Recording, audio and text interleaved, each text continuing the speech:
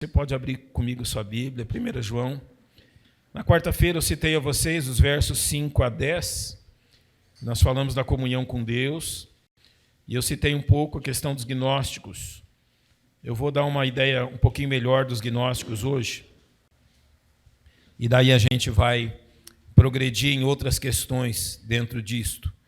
Mas qual é o ponto central daquilo que João fala, que nós vamos usar no capítulo 2, principalmente os versos 20 e 27, e qual é o ponto central que nós vamos nos ater nesta manhã? Diz respeito a uma questão seguinte.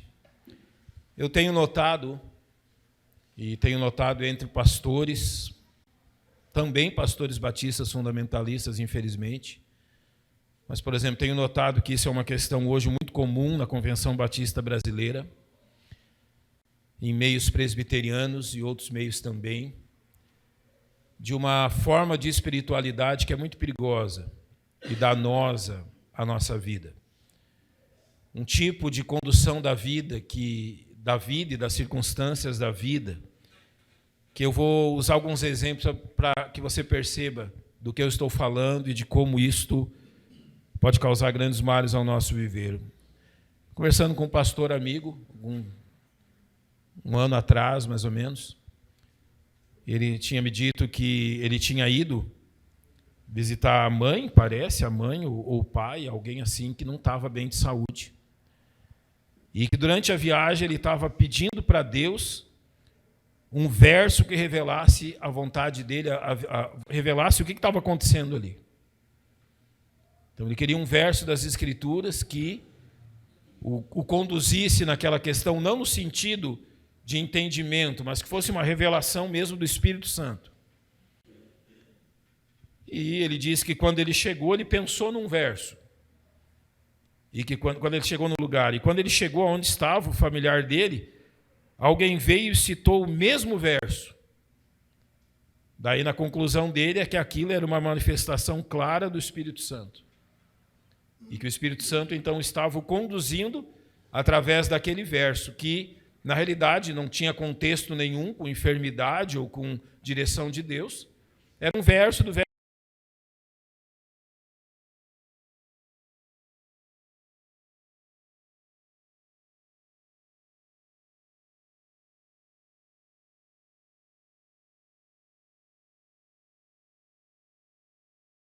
De talvez, ou que se consideram numa hipersensibilidade espiritual tal, que Deus os conduz através de impressões. Deus os conduz através de coisas que vão ocorrendo, com versos aqui ou acolá, ou seja, de acordo com as circunstâncias e com as impressões e com aquilo que sentem, com aquilo que percebem através dos seus sentidos. O que nós queremos responder é até que ponto Deus nos conduz dessa forma, através das nossas impressões pessoais, através do nosso sentir, do nosso perceber. Até que ponto Deus usa do Espírito Santo para resolver questões na nossa vida através de sensações. Ah, mas eu senti que o Espírito Santo quer que eu faça isso. Não é? Isso tem um lado positivo. Você sente que o Espírito Santo, por exemplo, eu vou citar o que certa vez ocorreu comigo. Uma circunstância muito difícil no Instituto Bíblico. Muito difícil. Eu lembro que aquela madrugada eu pouco dormi. Pensando nas circunstâncias, no futuro, como seria tudo. E cheguei a pensar verdadeiramente em desistir.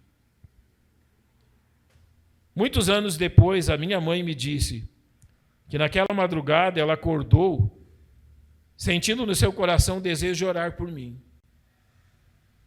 Nota que o Espírito Santo é suficiente para fazer isso.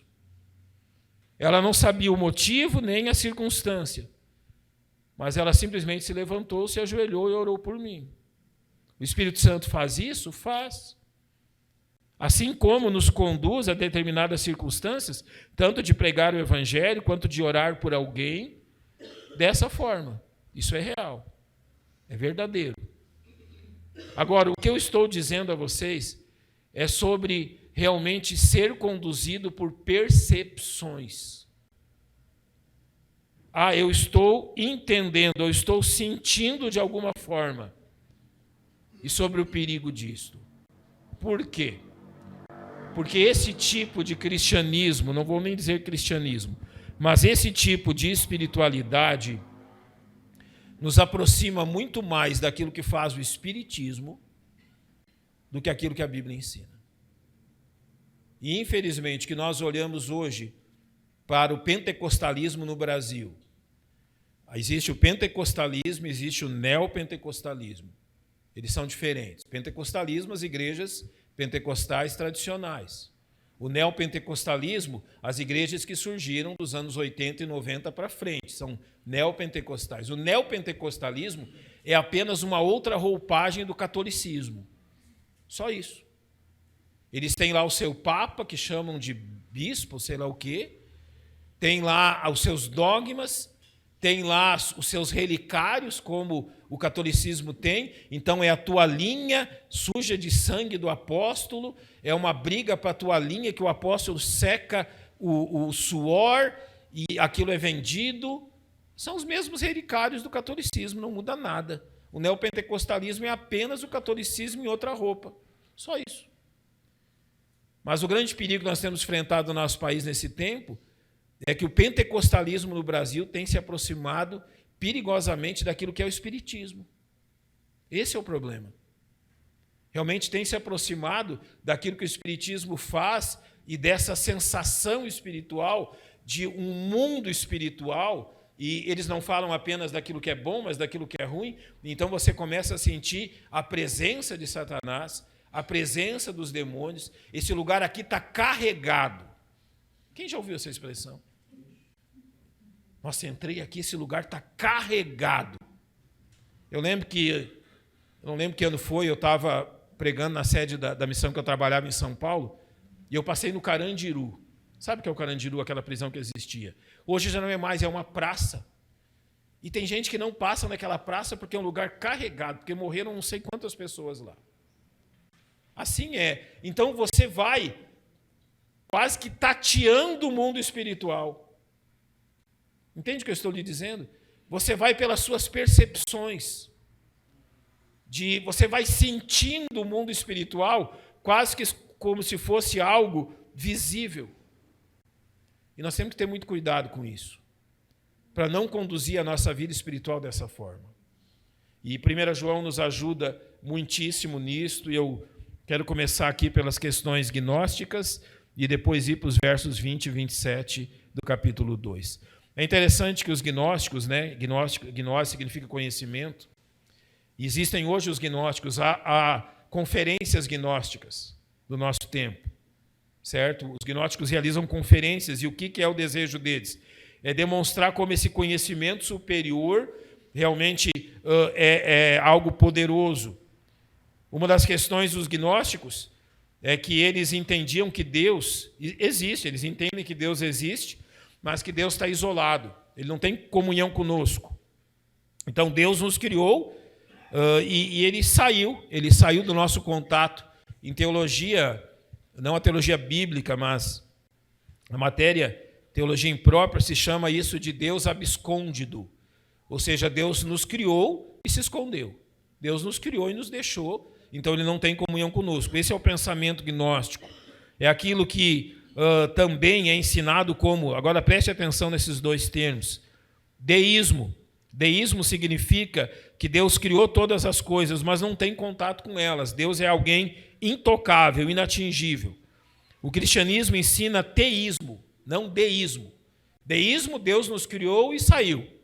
Teísmo significa que Deus somente nos criou, mas Ele nos sustenta, e mais do que isso, Ele age no meio da história, da nossa história, e Ele está presente na nossa história, e Ele conduz a nossa história.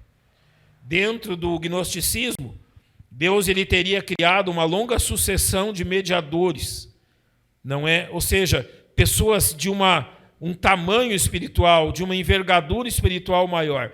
E você olha, por exemplo, dentro tanto do pentecostalismo quanto do neopentecostalismo, tem muito disso.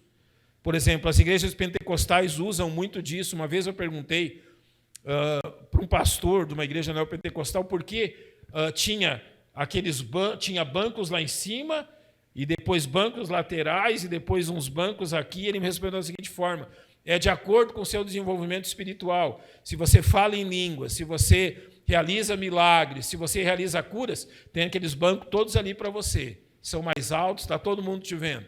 Se você fala em línguas e realiza milagres ou profecias, você tem esses lugares aqui. Os da frente aqui é para só quem fala em línguas, e daqui para trás para quem não fez nada disso ainda. Eu me senti pequeno.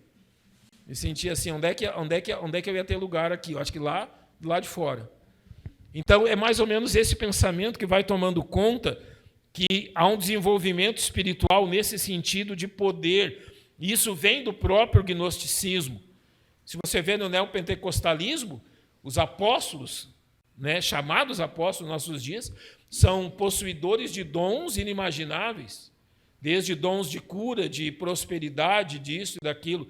Isso tudo vem do gnosticismo. E uma das questões do gnosticismo é que eles pregavam que o corpo em si, ele é mau, ele é pecador, mas o espírito não é atingido pelo corpo. Então, não importa o que o corpo faça, não vai atingir sua vida espiritual. Você pode viver do jeito que você quiser, você pode fazer o que você quiser com o seu corpo. Deus olha, daí a gente vai pensando, não é? Como que o gnosticismo adentrou dentro do cristianismo? Daí você pega essas músicas contemporâneas, elas dizem o quê? Que o que importa é o quê? O interior. É porque Deus olha para o coração. Está escrito na Bíblia? Sim, mas não nesse contexto. Então não importa como você se veste, não importa como você se comporta, não importa como você usa o seu corpo, não importa nada disso, importa o que está dentro. Gente, as próprias igrejas batistas hoje estão cheias desse pensamento. Que importa o que tem lá dentro, Deus olha para o seu interior.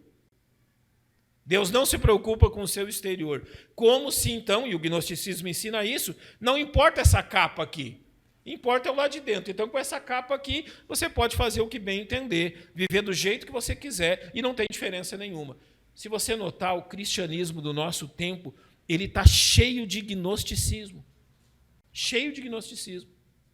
Ou seja, as ideias gnósticas têm prosperado 2000 anos depois de João. A gente fala do pentecostalismo, tem muito disso, o pentecostalismo se fala, mas dentro do próprio cristianismo, e aquilo que nós chamamos de realmente fundamentalistas, há muito disso também. E nós devemos ter cuidado com o andar da nossa vida disso. É interessante que os gnósticos diziam assim: as pessoas se dividem em 3 categorias. Ílicos eram homens que nunca seriam capazes de se desvencilhar da matéria, vão morrer com elas, não podendo ser remidos. Estes eram os ílicos. Ou seja, sabe, se você já leu sobre o hinduísmo, aquilo que é as castas na Índia, tem as castas que elas estão destinadas a desaparecerem. Elas não têm progresso nenhum. Não é? Teve uma vez uma novela, não é, que falava das castas da Índia e demonstrava isso. Então, os gnósticos diziam que existiam os ílicos, gente que não podia ser salva, que ia morrer e acabar porque esse era muito baixo o contexto espiritual deles. Agora, eles também diziam que tinham os psíquicos. Eles chamavam os profetas do Velho Testamento de psíquicos, no sentido que eles tinham uma forma inferior de redenção. Mas tem os pneumáticos, que seriam as almas humanas verdadeiramente espirituais e que seriam salvas. Então, eles dividiam os seres humanos de acordo com essa ordem que eles haviam estabelecido pelo seu próprio pensamento. Aqui é literalmente aquilo que Paulo diz: ensino de espíritos enganadores e de demônios. Infelizmente, muito do que tem sido pregado em igrejas do nosso país não passa de ensino de demônios. E essa questão aqui entra bem dentro disso aí. Mas olhando então para isso e para como João vai tratar disso, eu quero que você olhe para 1 João, capítulo 2, versos 20 e 27. Ou seja, como que nós conduzimos a nossa vida, como nós entendemos isto e como nós nos apercebemos disso. Verso 20 de 1 João 2. Vós tendes a unção do Santo e sabeis todas as coisas. Notem a palavra unção. Verso 27. E a unção que vós recebestes dele fique em vós e não tendes necessidade de que alguém vos ensine, mas com a sua unção vos ensina todas as coisas, e é verdadeira e não é mentira, como ela vos ensinou, assim nele permanecereis. Então, aqui nós temos a questão da unção, e nós vamos, partindo desses versos, entender como isto se dá na nossa vida. Eu vou ler algumas frases que eu peguei daqui e ali, de alguns livros, e você pode entender como, normalmente, essas vertentes do cristianismo no nosso país entendem isso. Como é que eles entendem unção? Um livro disse assim: unção é um derramar de Deus. É quando o Espírito Santo, com o seu poder, vem numa medida generosa sobre aqueles que creem. Então seria aqui um derramar de Deus. Outro livro repetiu muitas vezes: unção é também como um batismo com fogo. Vocês ouvem isso constantemente. Outro livro diz assim: receber a unção do Espírito Santo é a experiência de receber um revestimento de poder. Mas é interessante que outro disse assim: quando você recebe a unção do Espírito Santo, algumas coisas acontecem com você. Notem o que ele diz: você ganha mais sensibilidade contra o pecado. Você tem mais interesse em viver uma vida que glorifica Jesus. Você pode ter visões da parte do Espírito, como João na ilha de Patmos. Com a unção, foi poder fluir na manifestação dos dons espirituais. Na unção, você também tem o maior desejo de orar e de interceder. No Velho Testamento, essa unção veio sobre Davi, e por ela Davi conseguiu vitória contra o gigante Golias.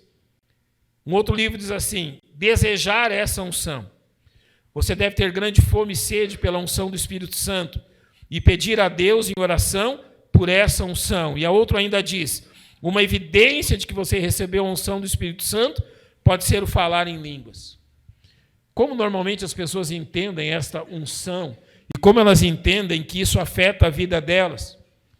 É quase como se o mundo espiritual se tornasse concreto. É quase como que se você passasse a ver coisas que os demais não viam, a semelhança de Eliseu quando os exércitos cercaram a cidade. Lembra? Eliseu e Geazi. Geazi lá tremendo de medo, e Eliseu diz: olha, Senhor, abre os olhos dele para que ele veja, então, que além desse exército existem os teus exércitos cercando tudo. E é mais ou menos assim, através de experiências sobrenaturais, que eles pensam, então, que Deus vai conduzir a vida deles. Notem uma questão. Talvez as pessoas esquecem disso. Só existem 3 períodos na história bíblica completa onde o Deus usou de tais questões.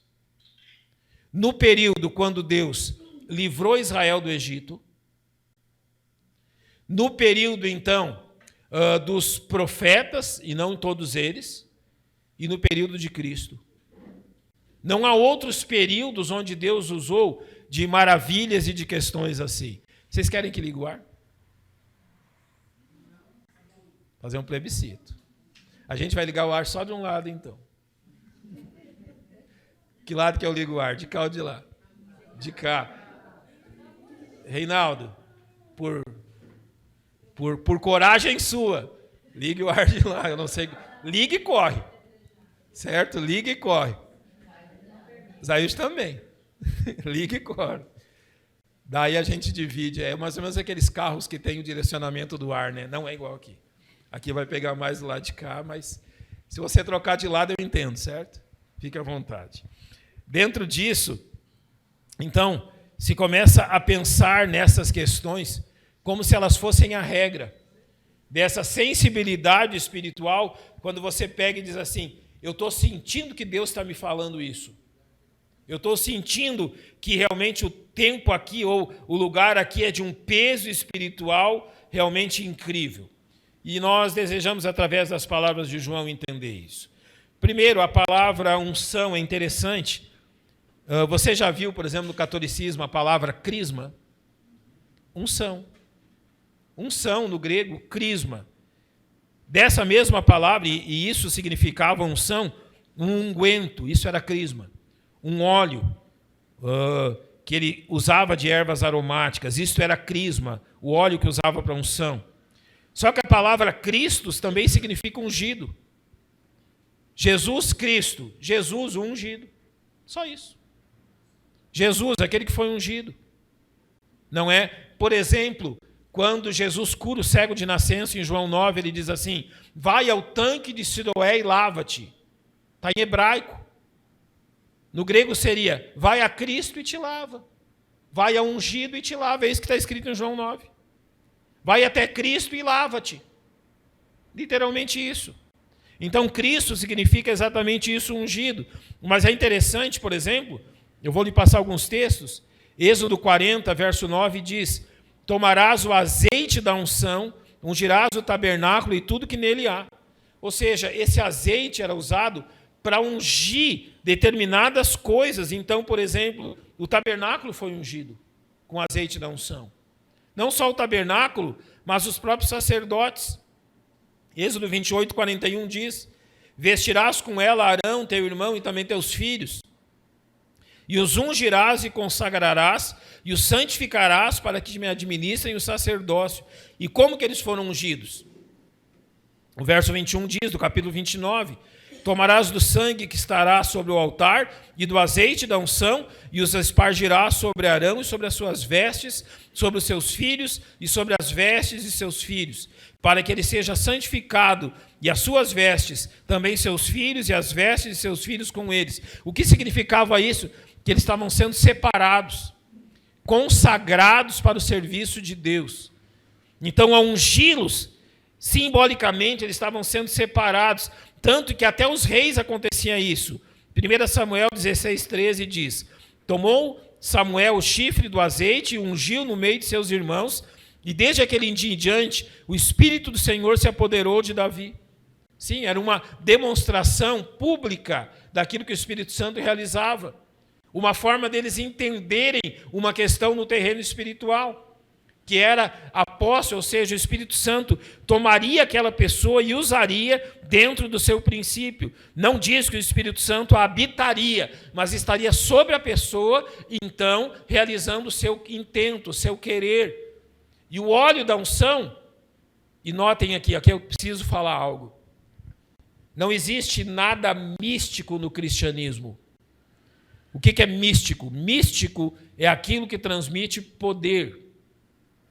Assim como os neopentecostais acreditam que a toalhinha com o suor do apóstolo tem um poder semelhante àquilo que os apóstolos verdadeiros faziam, Atos diz que as pessoas se passassem pela sombra de Pedro e Paulo, se tocassem nas vestes deles, eram curadas.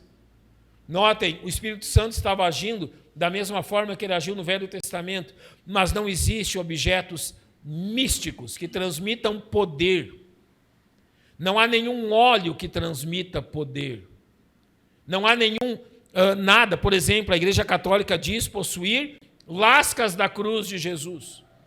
Mesmo que eles tivessem lascas da cruz de Jesus e contivesse ali o sangue de Jesus, não transmite poder. Contrário do que um hino do cantor cristão diz, que o sangue de Cristo é divino, não, o sangue dele é humano. Se tivesse uma lasca da cruz com respingados do sangue de Jesus, é humano, só sangue humano, nada mais. Não existe nada místico no cristianismo, nada que transmita poder. Isso era uma questão simbólica, não de uma transmissão de algum poder que estava enrustido nessas coisas. Por exemplo, quanto aos profetas, é dito em Isaías 61:1, o Espírito do Senhor Deus está sobre mim, porque o Senhor me ungiu para pregar boas novas aos mansos. Depois isso é usado a respeito de Cristo. E é a ele que nós vamos depois tomar essa questão. Mas isso que ocorre no Velho Testamento, como uma unção com o óleo, usado para ungir, para consagrar, não era uma questão mística, era uma questão simbólica. Não havia nada de poder, então aqui a gente tem que entrar numa coisinha que é mais ou menos assim. Alguém traz para você por um preço módico óleo das oliveiras lá de Israel. da mesma terra em que Jesus andou, e te oferece por um preço camarada, um óleo todo especial que você vai ungir. Ah, mas lá na minha igreja nós damos, essa igreja católica vendia pedacinhos da cruz de Cristo, hoje as igrejas neopentecostais vendem a água que o bispo abençoou. Coloque aí a garrafinha d'água em cima da televisão. Quantos já não viram isso? Não existe nada místico, nada que transmita poder. A Bíblia não refere-se a isso nesse sentido. Agora, aquilo que dito sobre o mesmo assunto, indo para o Novo Testamento, é interessante nós observarmos. Lucas 4,18 diz: o Espírito do Senhor é sobre mim, agora fala sobre Jesus, pois me ungiu para evangelizar os pobres, enviou-me a curar os quebrantados de coração. Jesus diz que o Espírito ungiu. Notem que o Espírito é a sua unção, melhor eu vou explicar isso depois. Atos 4,27 diz sobre ele: porque verdadeiramente contra o teu santo filho Jesus, que tu ungiste, se ajuntaram, não só Herodes, mas Pôncio Pilatos, com os gentios e os povos de Israel. Então o apóstolo está dizendo que contra o teu santo filho Jesus, que tu ungiste, quem ungiu? Deus. Atos 10,38 diz assim: como ungiste a Jesus, como Deus ungiu a Jesus de Nazaré com o Espírito Santo e com virtude. Está dizendo que Deus ungiu Jesus. Mas nós temos que entender o que é essa unção. Então nós podemos entendê-la olhando, por exemplo, para aquilo que 1 João 2,20 diz. Ele diz sobre nós: vós tendes a unção do Santo. Ou seja, ele nos deu essa unção.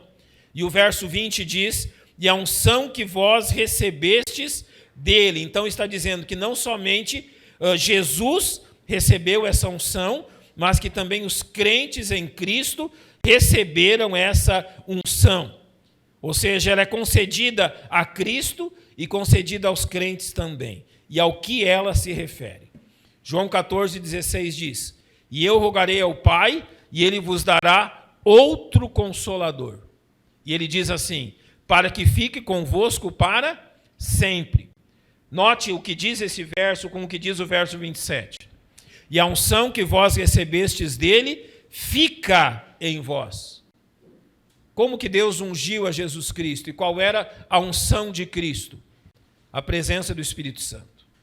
Quando a Bíblia fala de unção, não é algo incrível e fora da realidade que ocorre. A expressão unção, simplesmente no Novo Testamento, significa a presença do Espírito Santo e nada mais. Como tu ungiste a Jesus de Nazaré, ungiste como? Descendo sobre ele o Espírito, habitando nele o Espírito.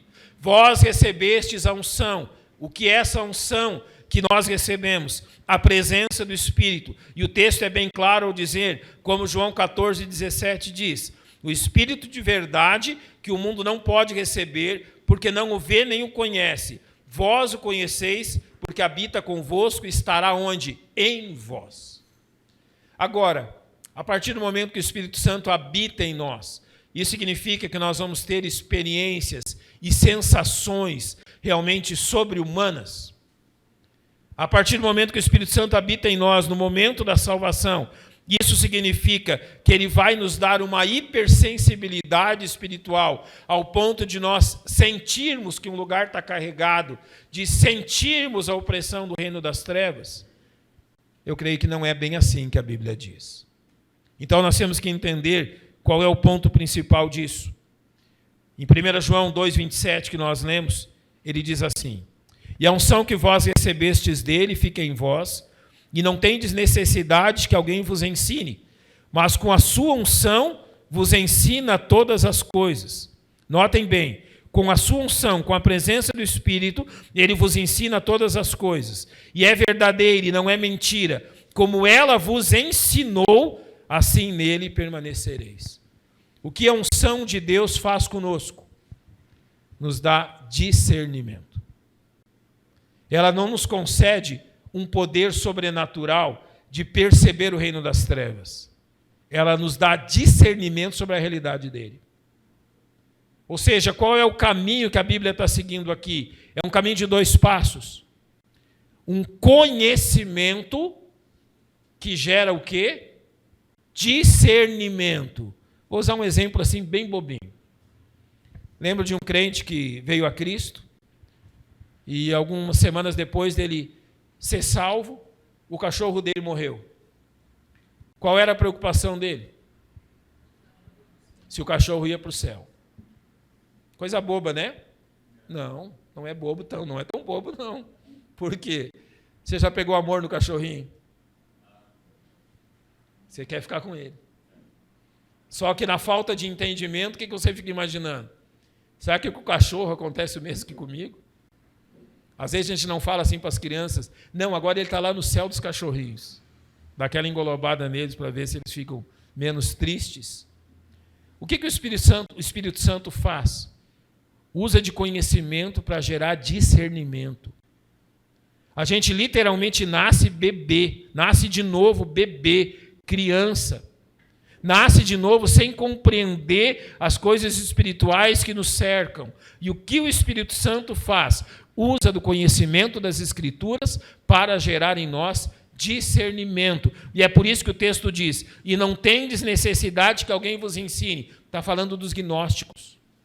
Literalmente, você não precisa de mim, não precisa de nenhum pastor e de ninguém para crescer em Cristo. Se você ler a sua Bíblia e ler e entender a sua Bíblia, você vai ter crescimento. Mas a Bíblia diz em Efésios 4:11, que ele mesmo deu. Cristo deu à igreja evangelistas e pastores mestres. Para quê?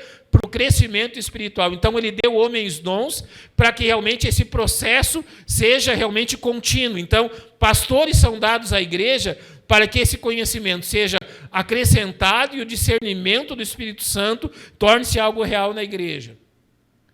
O que a unção do Espírito, a presença do Espírito gera em nós? Conhecimento que gera discernimento. É isso que o texto de 1 João 2,27 está dizendo. E ele acrescenta em 1 João 2,20, vós tendes a unção do Santo e sabeis todas as coisas. E em João 16,13 ele diz, mas quando vier aquele Espírito de verdade, ele vos guiará em toda a verdade, porque não falará de si mesmo, mas dirá tudo que tiver ouvido e vos anunciará o que há de vir. Qual é a nossa fonte de conhecimento? As Escrituras. Qual é a nossa fonte de discernimento? O Espírito Santo. Agora eu vou abrir um parênteses para dizer uma coisa. Quem aqui já ouviu falar daquele tipo de terapia chamado constelação familiar? Você já percebeu como isso entrou dentro das igrejas de uma forma muito forte? Vou resumir aqui a questão da constelação familiar. Muitos dos seus problemas são causados por questões que aconteceram nas gerações anteriores. Então você precisa resolver esses problemas das gerações anteriores e da sua conexão com elas, resumidamente, não é exatamente assim, não vou dar uma aula sobre isso, e nem posso, mas você tem que tratar das gerações anteriores, da constelação familiar, as experiências. Sim, é uma questão espírita, trazida agora para dentro do cristianismo. E muitas igrejas oferecem tratamento, a terapia da constelação familiar, para tratar os problemas dos crentes. Os problemas dos crentes são gerados pelo quê? Pecado. São 3 fontes de problemas que nós temos. A ação demoníaca é uma geração. Sim, é problema, você lê isso no Novo Testamento inteiro. Os demônios atormentando e causando dificuldades. E em segundo, saúde. Sim, saúde é problema, gente. Saúde não é brincadeira. Ninguém brinca de estar doente. São 3 fontes de problemas. Os demônios, o reino das trevas, as questões do nosso corpo, a nossa saúde, e, por fim, a outra fonte, o pecado, que é responsável por 90 e lá tanto dos nossos reais problemas. Ou seja, ao invés de tratar de uma forma bíblica, se busca realmente formas de lidar com o problema que não são nem bíblicas e nem pertencem ao cristianismo. Que o catolicismo já pratica há muito tempo, o espiritismo já pratica há muito tempo, e vai se acrescentando isso ao cristianismo. A gente tem que ter muito cuidado com isso. O cristianismo no Brasil está se tornando espírita. O cristianismo no Brasil está se tornando uma filial do espiritismo. Você tem que ter muito cuidado com isso.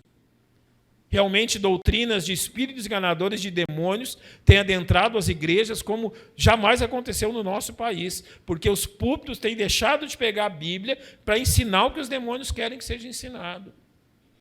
Então nós temos que ter cuidado com isso. A Bíblia diz claramente, vocês não precisam de nada além da sua Bíblia e do Espírito Santo. Vocês não precisam, e o verso 27 é claro, não tendes necessidade que alguém vos ensine. Vocês sabem resolver o problema. Com a sua unção vos ensina todas as coisas, com o seu Espírito. Ela é verdadeira, ela não é mentirosa. Como ela vos ensinou, só façam uma coisa, permaneçam nisso. Nela permaneceis. Literalmente a Bíblia está dizendo, não corre atrás de coisa que não vai solucionar o seu real problema. Não corre atrás de novidade. A verdade não é nova, e se algo é novo, não é verdade. Verdade é velha, antiga. Está na Bíblia já há milênios. Não corra atrás de novidades, não corra atrás daquilo que não vai solucionar os seus reais problemas. Agora, o que nós devemos realmente realizar diante disso? Se essa unção é a própria presença do Espírito, e o é, porque até sobre Jesus o texto diz que Deus ungiu com o Espírito Santo, e diz o mesmo sobre nós. Qual é o nosso relacionamento com o Espírito para que isso seja verdade? Há 3 regras básicas aqui. E eu quero terminar com elas. Abra sua Bíblia, primeiro, Efésios 4:30.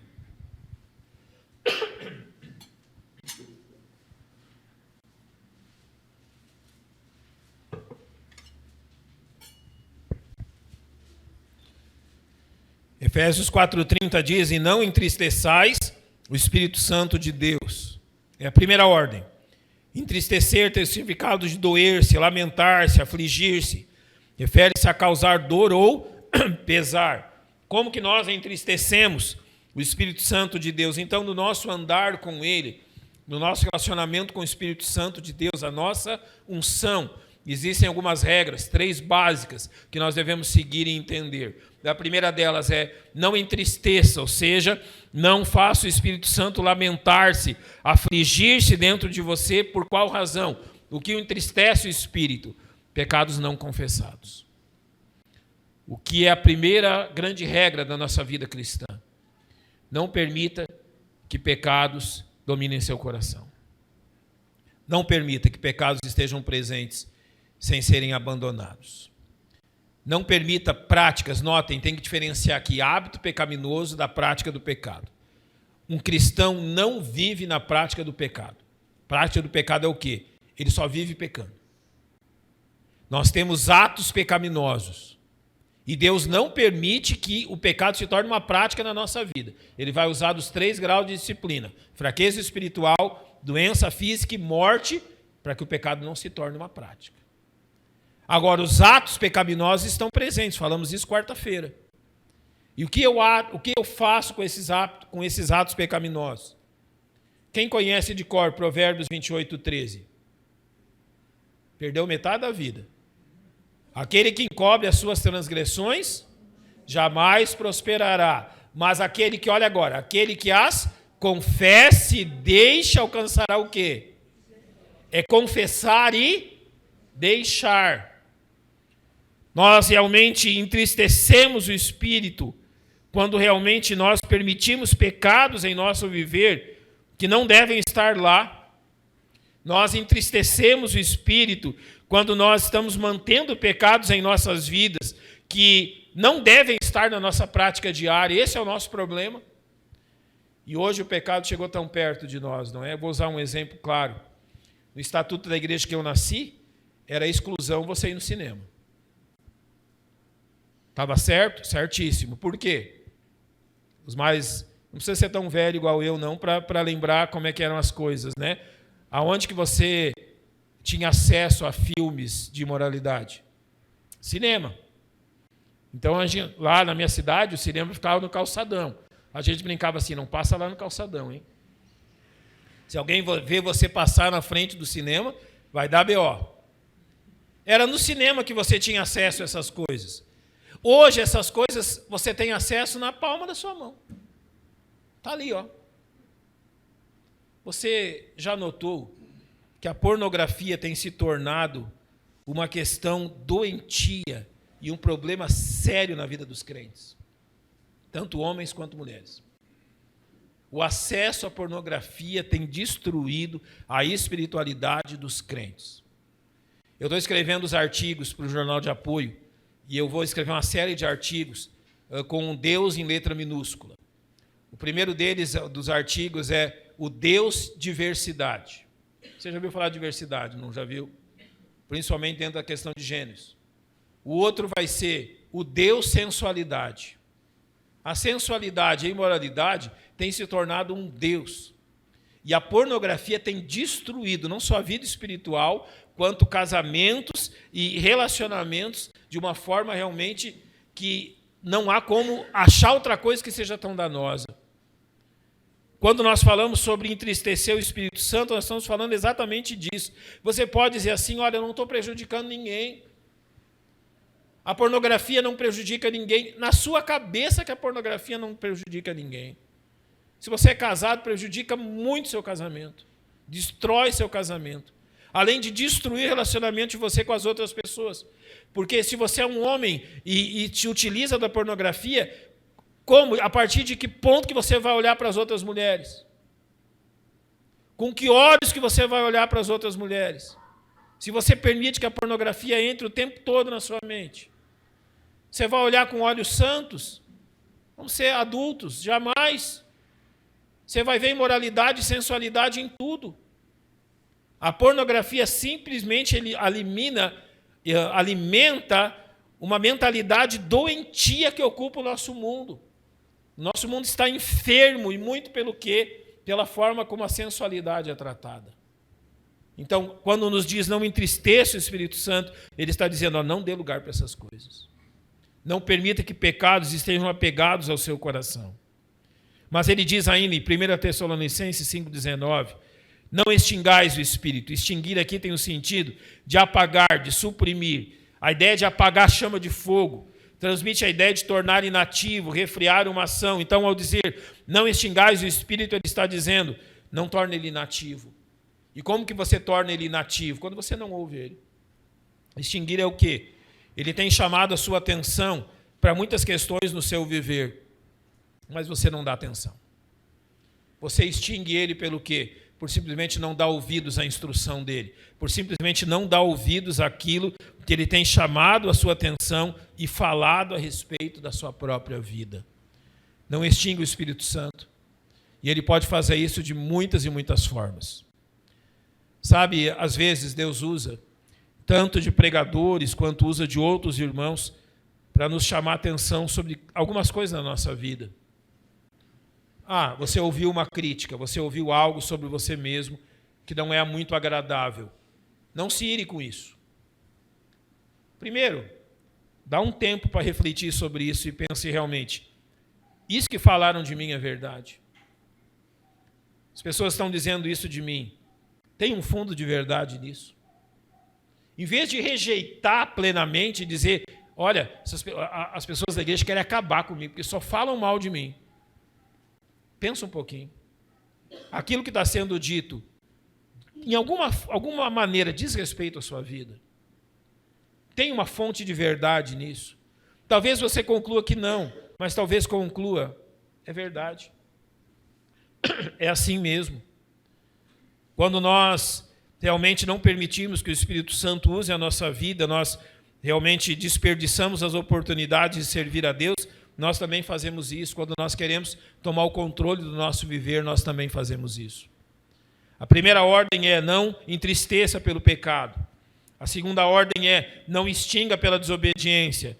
E a terceira e principal ordem, Gálatas 5,16, andar em espírito.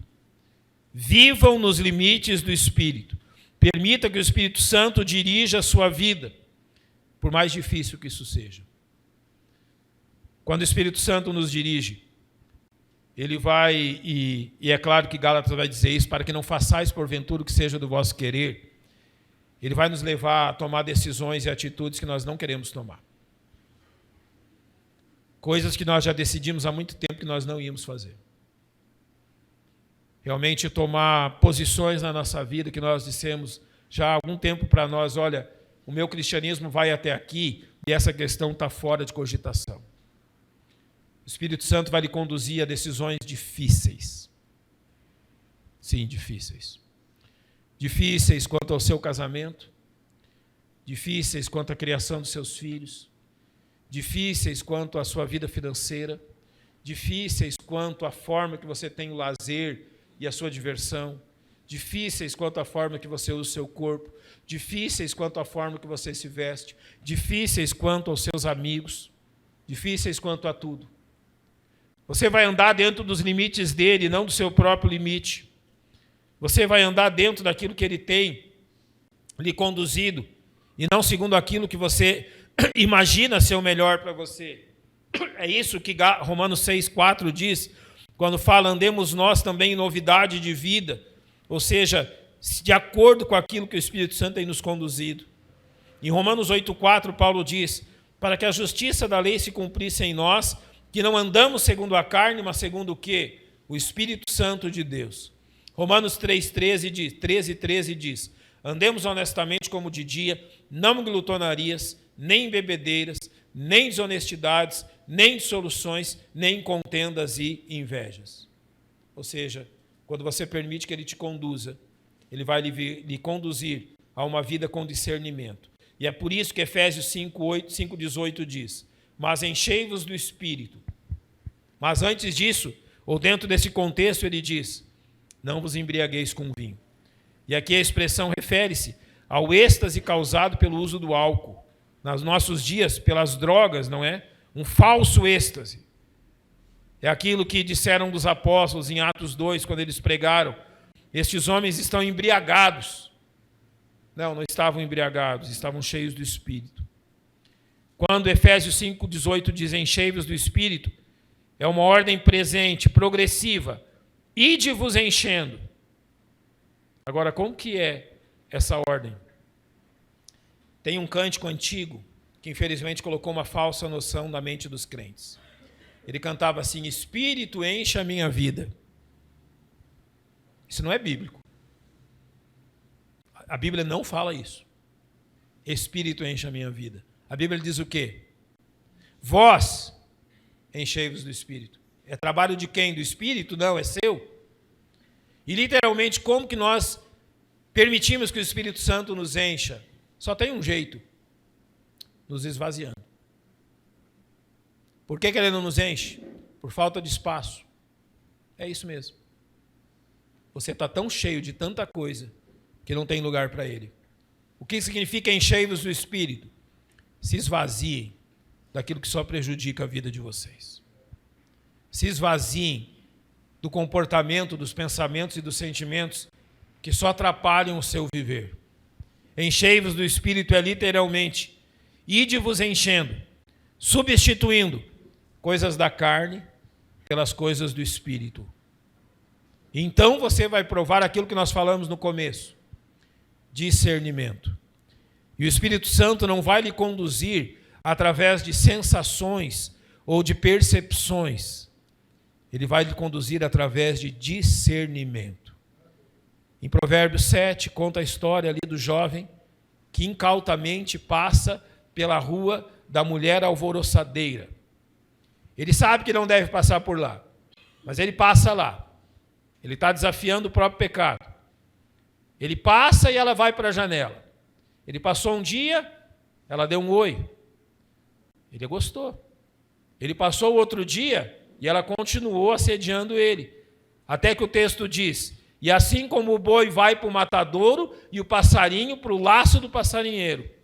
Faltou a ele o quê? Discernimento. Como que o Espírito Santo lhe conduz, lhe dando discernimento para dizer, meu filho, não anda por aqui. Meu filho, desvia os teus passos. Vai por outro rumo. Resolve a coisa de um outro jeito. Você passa a ser aquilo que a Bíblia diz, sábio. Você passa a ser sábio e não tolo. E não é através de percepções, é através do reconhecimento da realidade da vida. Então a unção do Espírito é isto. E a forma que Deus quer nos conduzir é isto. Deus poderá aqui ou acolá, o Espírito Santo, te lembrar de algum verso bíblico para reforçar uma posição, sim, ele poderá fazer isto. Mas ele usará do verso bíblico para te dar discernimento. E você não dirá assim, eu não vou tomar esse caminho, porque olha, o Espírito Santo me deu um aviso, através desse verso, e o aviso é claro, e eu vou tomar outro caminho. Sabe que é por isso que alguns dias atrás, um pastor deixou a esposa? Sim. O pastor Batista deixou a esposa, porque o Espírito Santo mostrou através de um verso que ele tinha que fazer isso. Deixou a esposa e foi morar na igreja. E o povo ainda bateu palma. Que espiritualidade, que sacrifício, que falta de discernimento. Não ande nesses rumos. Ande realmente dentro daquilo que o Espírito Santo lhe conduz através das Escrituras. É assim que Deus quer conduzir a sua vida. Então dê ouvidos a Ele. Leia a sua Bíblia. Ore, dedique tempo para isso. Mês de julho, às vezes, a coisa é mais calma para alguns, mais atrapalhada para outros, né? Questão de trabalho. Use o tempo para ler a Bíblia, para orar, para vir à igreja. Reúna com a sua família, ore com eles também, né? Faça isso. E Deus há de nos conduzir pelo seu Espírito.